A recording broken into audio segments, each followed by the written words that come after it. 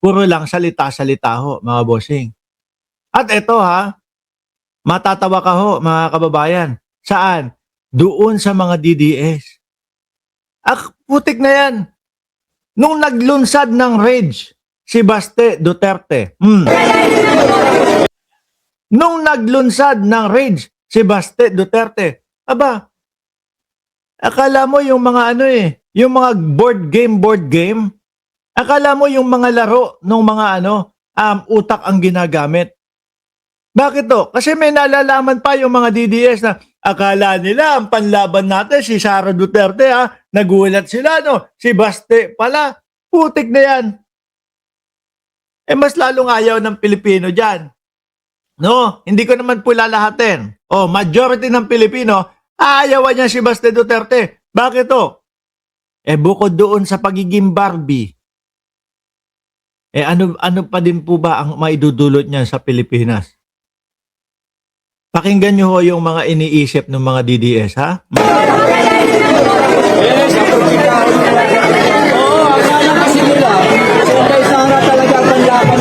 Akala talaga nila si Inday Sara Duterte ang panlaban natin. Di nila alam.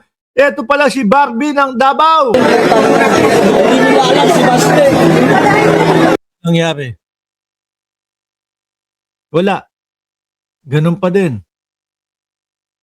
No? Mukhang wala pa din na masusuporta at kayo-kayo pa din.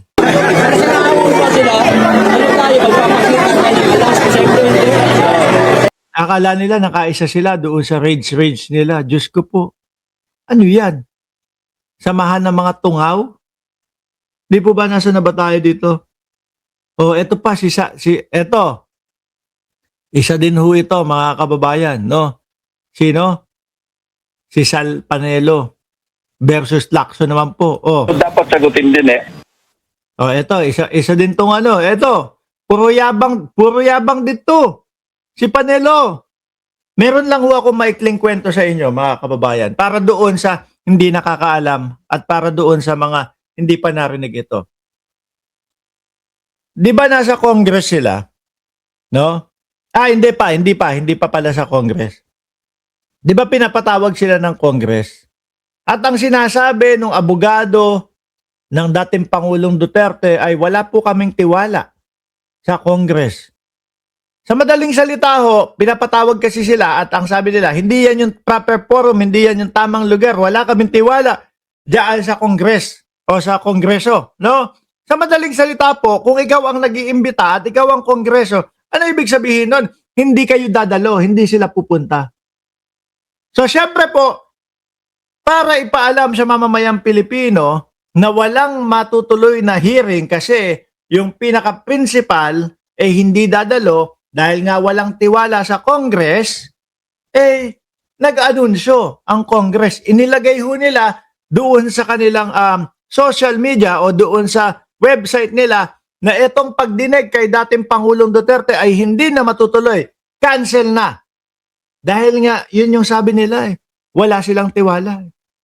Siguro, nung nabasa na ho nung kampo ni Panelo at ng dating Pangulong Duterte, nagyabang itong si Panelo. Ang sabi,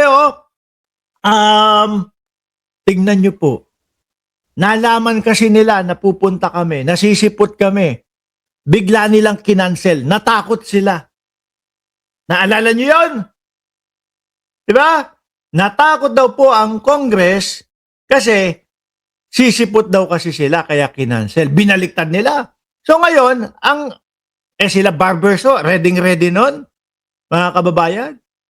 Ganun ba? Ready kayo? Sige, ibalik namin yan. Wala na silang nagawa. Naipit na ho sila doon, mga kababayan. Kaya, obligado na sila na pumunta doon sa Congress kasi mapapahiya sila. Di ba, Rodrigo Duterte? Yun yung sinabi mo na, mo kay Trillanes. Yun yung naipit din si Rodrigo Duterte na sabi doon sa umpisa, pipirma daw siya sa waiver. Bago matapos, pinaalala ni JJ Suarez, ano kapalit, sir? Sampaling ko siya sa publiko. Biglang ganun na. O di po ba? Ngayon, banat si Trillanes, yung mga ganyan. Ang sabi, Kakasuhan namin si Trillanes ng libel dahil nga po doon sa mga bank accounts na kesyo naninira lang daw si Trillanes. Hanggang ngayon wala po akong nakikitang kaso. Hanggang ngayon po wala silang pinupursiging kaso kay Trillanes. Bakit?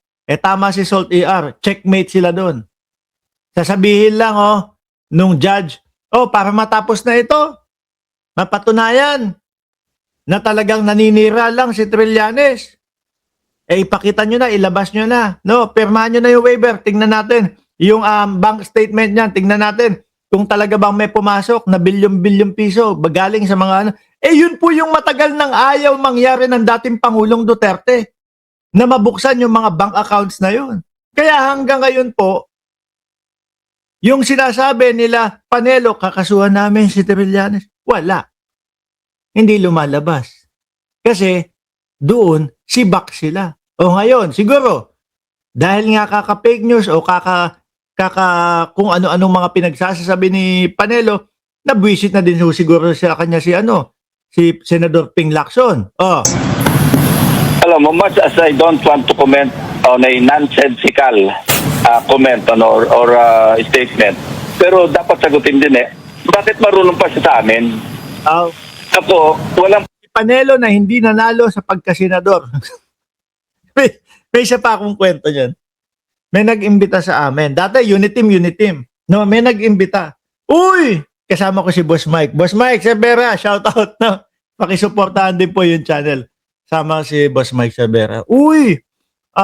Daanan, silipin nyo naman yung si Panelo, ganito, ganyan. Maganda din ang hangarin niya. No? So kami naman, bilang vlogger at Uniteam, na dati, suporta pa tayo sa kanila Nasa ilalim ng mga Duterte. Sige, punta tayo. Putangin na, pagdating namin doon, o ano may paglilingkod ko, ano may tutulong ko sa inyo. Ha? Parang kami bigla yung nanghihingi ng tulong. Samantalang yung kandidatura ni Panelo nun, ni hindi marinig mga kababayan. Ni hindi pumapasok doon sa mga top 12, Magic 12. Pagdating namin doon, o ano may paglilingkod ko sa inyo, ano may tutulong ko sa inyo. Ha, putik na yan.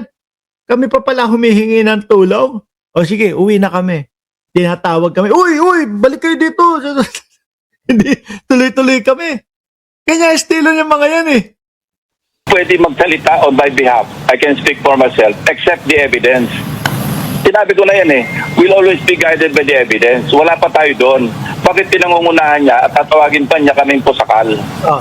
Anong yung intention nun? Lalagay niya kami on the spot. Ba't mas marunong pa siya sa akin? Bakit mas marunong pa siya kay Risa? Ba't mas marunong pa siya kay Kiko? Direktay mo na. Ba't mas marunong pa siya sa aming mga senador? Hindi naman siya naging senador. No, talo naman siya. Kung, alam nyo mga kababayan, kung ang bilang